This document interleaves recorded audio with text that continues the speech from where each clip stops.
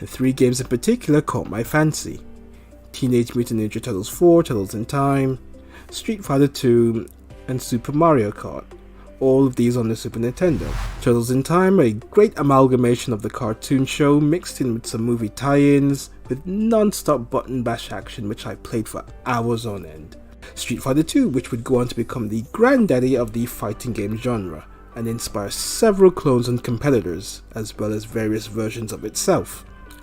After years on the 2D platform, Mario would trade saving the princess for having a race with his friends and enemies in Super Mario Kart, a franchise that would go on to have its own wing in the Mario Kingdom, and create several follow-ups with advancing technology and graphics, but still kept to the basics that has made the series a legendary cult classic. A game that caused quite a stir with its bloodbaths and its gruesome fatalities.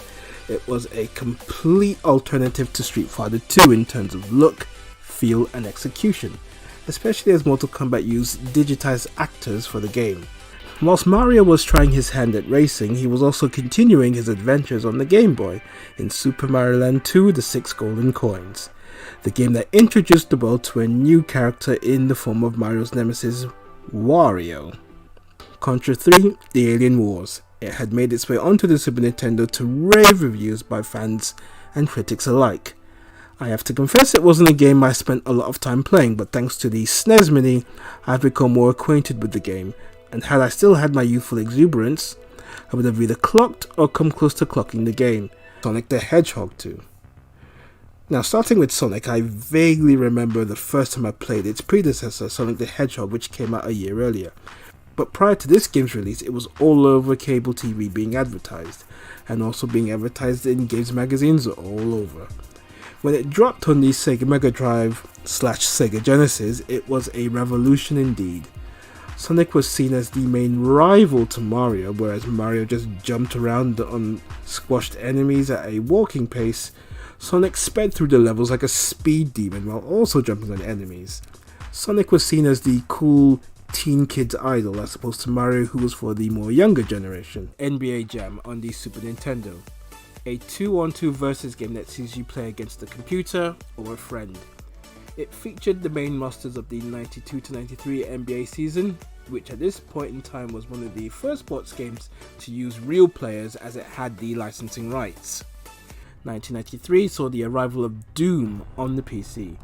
The game is so legendary that its position in gaming folklore cannot be overstated. It has influenced so many legendary first-person shooter games, from Halo to Call of Duty. It pioneered the online multi-game player mode.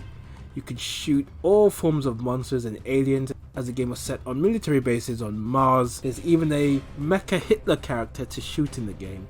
The team deathmatch was the most popular point for the success of the game, when up to 4 players could spend hours shooting each other over and over again. It's me, Mario! The character who single-handedly saved the video game industry back in the mid-80s made his presence felt once again in this latest outing, Super Mario All-Stars. Now, this was basically a compilation of Mario's earliest hits, Super Mario Bros. 1 to 3, and the previously unreleased Lost Levels, which was a Japanese exclusive on the Super Famicom back in 1986. All games were remade in this 16-bit graphic style. Super Mario Bros. 2 was a different game compared to Mario's 1 and 3. The objective was to defeat the villain King Wart. In this game, it wasn't the traditional stomping on the characters' heads, but being able to pick up enemies and throw them. The Lost Levels, I confess, I was never really into, as I just played a handful of times and played with no real conviction. Mario 1 and 3 are the ones I spent the most time with, as I enjoyed playing them on the original Nintendo. Super Street Fighter 2 and Super Street Fighter 2 Turbo. The granddaddy of fighting games, Street Fighter 2 had taken the world by storm since it released in 1991.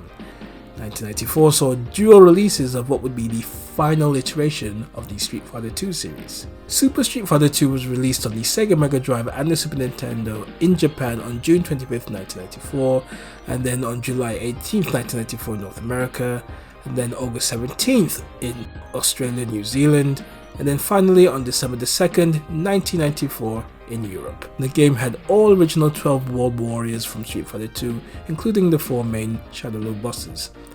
And there was the addition of 4 brand new Street Fighter characters: Cammy, DJ, T-Hawk, and Fei Long.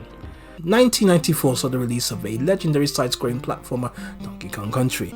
It is a reboot of the Donkey Kong franchise, and it follows the gorilla Donkey Kong and his nephew Diddy Kong as they set out to recover their stolen banana hoard from the Crocodile King rule and his army, the Kremlings. The game has 2 main modes with single or multiplayer. The single player mode takes the gamer through 40 side-scrolling levels as they jump between platforms whilst avoiding obstacles. In multiple modes, 2 players work cooperatively or they race against each other. Donkey Kong Country helped re-establish Donkey Kong as a popular Nintendo franchise and is credited for helping Nintendo win the console war of the 1990s and maintaining the SNES's popularity into the 5th generation of video game consoles. Sonic the Hedgehog 3. Sonic the Hedgehog was running amok in the 1990s since making his debut with the very successful Sonic the Hedgehog on the Sega Mega Drive.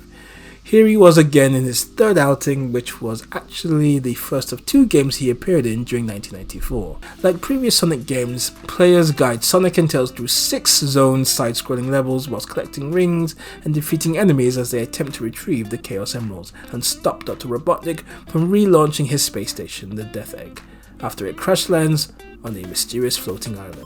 Sonic 3 also saw the introduction of Knuckles the Echidna. The island guardian, who is tricked by Robotnik into believing Sonic is the enemy trying to steal the Chaos Emeralds. Sonic and Knuckles.